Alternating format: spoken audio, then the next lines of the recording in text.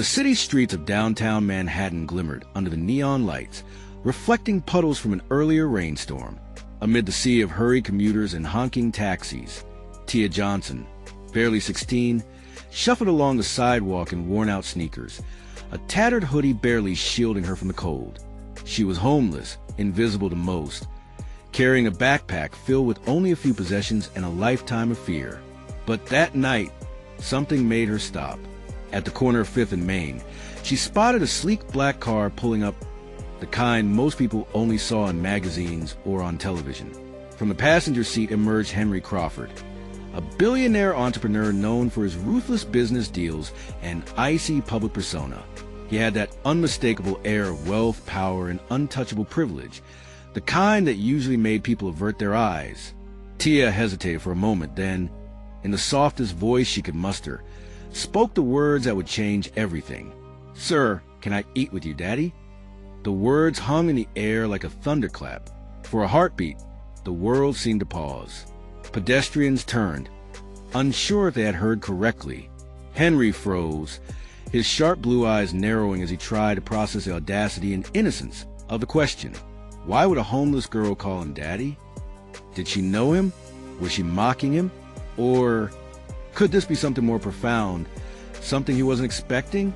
His life had been one of control, strategy, and calculated risk. But this moment defied everything he thought he understood about people, vulnerability, and connection. Tia's gaze didn't waver. Her eyes were steady, and in them, Henry saw something he hadn't noticed in years: unflinching courage. Something in her question cut through the cynicism he had built over decades. But it also made him suspicious. How had this girl come to know his face, his habits, his schedule? He leaned back slightly, masking his confusion with a dry laugh. "Excuse me," he said, voice sharp but incredulous. "Did you just call me Daddy?" Tia nodded. "Please, just let me eat with you. I haven't had a proper meal in days." Henry hesitated, the contradiction in the situation gnawing at him. He was a man who never trusted anyone, who measured every interaction in power and potential gain. Yet, something about this girl, something deeply human and raw, compelled him to act differently. Henry Crawford's mind raced as he escorted Tia toward the car. Every instinct screamed caution, yet another part of him, the part he hadn't felt in years, urged him to trust her. The city seemed unusually quiet, the hum of traffic fading as he focused on the girl whose courage had so unsettled him. "Sit here," he said, opening the passenger door. "You can eat in the car, at least for tonight." Tia's eyes widened, a mix of disbelief and relief washing over her. "Thank you, sir. Thank you," she stammered. But as Henry started the engine, a shadow moved in the rear-view mirror. The man in the dark coat from before had followed them, staying just out of sight, watching every move. Henry's pulse quickened. Whoever he wasn't an ordinary passerby. As they drove to a small, upscale diner Henry frequently visited, he noticed inconsistencies that didn't make sense. Tia seemed to know small, almost uncanny details about him. The route he often took, his usual diner booth, even the menu items he preferred. He dismissed it at first as coincidence, but the feeling of being watched never left him. Henry began questioning whether Tia's request was entirely innocent. "How do you know me?" he asked cautiously, keeping his tone neutral. Tia looked down at her hands, a slight tremor betraying her fear. I've seen you help people before. You don't know me, but you've given food, money. Sometimes you notice us, even when no one else does. I wanted a chance." Henry's heart twisted. Something about her honesty disarmed him, yet the lurking shadow outside reminded him that life wasn't simple and people rarely acted without consequence. Inside the diner, Tia sat across from Henry, carefully unwrapping the meal he had purchased. She ate slowly, savoring each bite, while Henry watched the doorway and windows with a heightened sense of awareness. The man in the dark coat wasn't visible yet, but Henry's instincts, honed through decades of negotiation and high-stakes business dealings, told him that danger was close. He had survived corporate warfare, boardroom betrayals, and hostile takeovers, but nothing had prepared him for someone who wanted to manipulate a vulnerable girl to get to him. Henry's pulse raced as he scanned the diner's entrance. The figure outside remained partially hidden, fingers tapping nervously against a smartphone. There was precision in their movements, a calculated patience that screamed danger. Whoever was watching wasn't random. This was a planned surveillance, a test of both him and the girl he had just helped. Tia noticed Henry's stiff posture and whispered, "Are they going to hurt us?" Her voice was calm, almost unnervingly composed for someone so young. Henry shook his head slowly. "I don't know yet, but we're about to find out." As they left the diner, Henry took a detour through a quieter street. He noticed that Tia moved with a surprising agility, ducking behind obstacles almost instinctively, as though she had been trained for situations like this. Her movements were fluid, deliberate, and precise, qualities no homeless girl should possess at 16. Henry's mind raced. Was she truly alone in her struggles? Or had someone prepared her for the world in ways he couldn't yet comprehend? Then came the first major shock. A delivery van blocked their path, and a shadowy figure emerged, stepping directly into the street. Before Henry could react, Tia slipped out of the car, her small frame darting between him and the figure with uncanny speed. She grabbed Henry's hand and pulled him behind a parked car. Henry watched in awe as Tia confronted the figure. Her voice, confident and unwavering, commanded attention. "Step back. You don't want trouble." The figure paused, clearly surprised by her boldness. Henry realized for the first time, Tia wasn't defenseless. She had survived far more than her age suggested. Her awareness, speed, and instinctive control of the environment gave her a presence that could rival someone twice her age and far stronger than him in raw determination. Henry's respect for her grew, but the danger didn't dissipate. The figure retreated into the shadows, but a subtle signal, a nod, a flick of the wrist, indicated that this was not over. Someone else, someone bigger, was orchestrating these encounters. Henry and Tia ducked into an abandoned parking garage, rain dripping from the ceilings like falling shards of glass. The shadows were deep, the echo of their footsteps magnified, and every instinct Henry had screamed that someone was closing in. "They're not just watching," Henry said, his Delta Force honed senses alert. "They're controlling the situation. Whoever is behind this is orchestrating every step we've taken."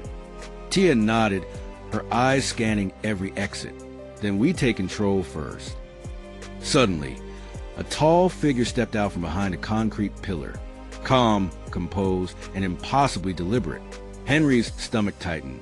It was Leonard Vaughn, a high-powered investor Henry had tangled with years ago, someone who had lost millions in a deal gone wrong, and had been quietly seeking revenge ever since.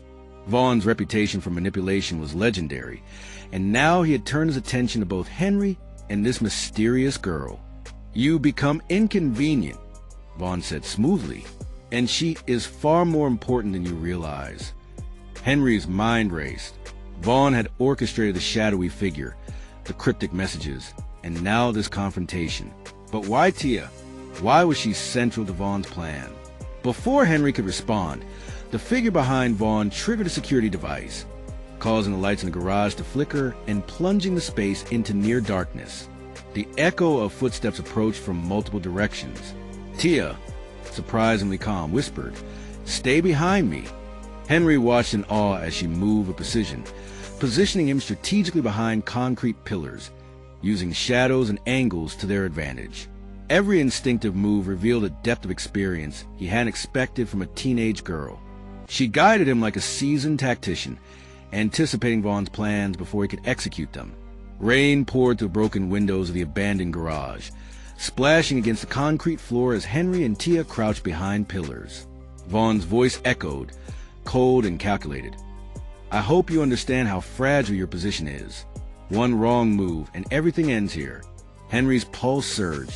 He had faced corporate battles, betrayals, and even physical confrontations, but nothing had prepared him for this calculated, multi-layered trap orchestrated by someone willing to risk it all to get revenge. Tia's eyes, however, remained steady.